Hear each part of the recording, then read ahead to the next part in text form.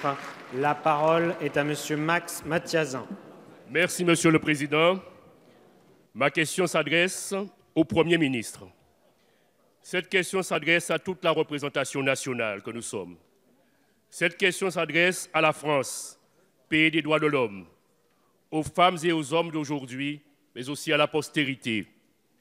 Sur la planète, il y a des passés qui n'en finissent pas de passer. J'ai connu ma grand-mère. Ma grand-mère m'a raconté son grand-père. Il est né en Afrique, un homme libre. Il a été capturé et vendu.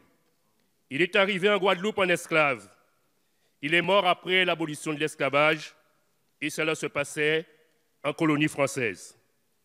D'aucuns pensent que la traite d'êtres humains et d'esclaves ont disparu au XIXe siècle, mais il n'en est rien.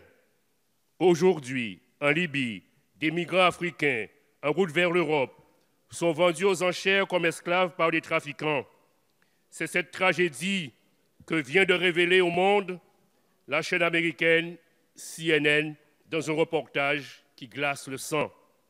Alors pour moi, comme pour beaucoup de nos compatriotes des Outre-mer et de l'Hexagone, c'est une réalité qui fait partie de ma mémoire, de notre mémoire, de ma vie, de notre vie, de la culture qui nous façonne tous.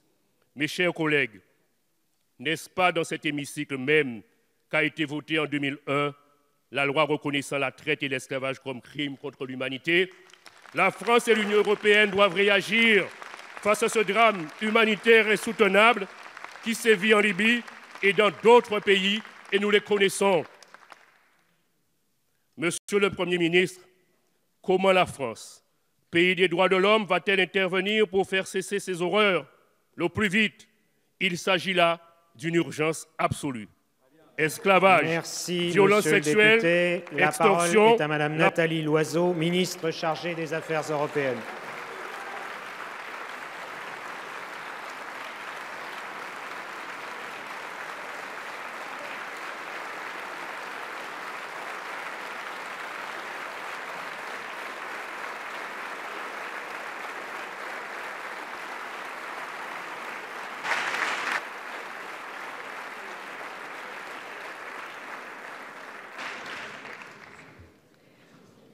Monsieur le Président, Mesdames et Messieurs les députés, Monsieur le député Mathiazin, les faits que vous dénoncez avec éloquence et émotion sont en effet abominables. Aujourd'hui, au XXIe siècle, sur le continent africain, des hommes, des femmes, des enfants, déjà fragiles parce qu'ils fuient la guerre ou la misère, sont exploités, maltraités, violentés, leur dignité humaine est bafouée.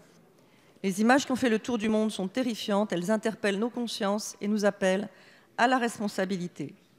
La responsabilité, c'est d'éviter à ces populations ce voyage au bout de l'enfer en prenant en charge au plus près de leur pays d'origine ceux qui relèvent manifestement du droit d'asile.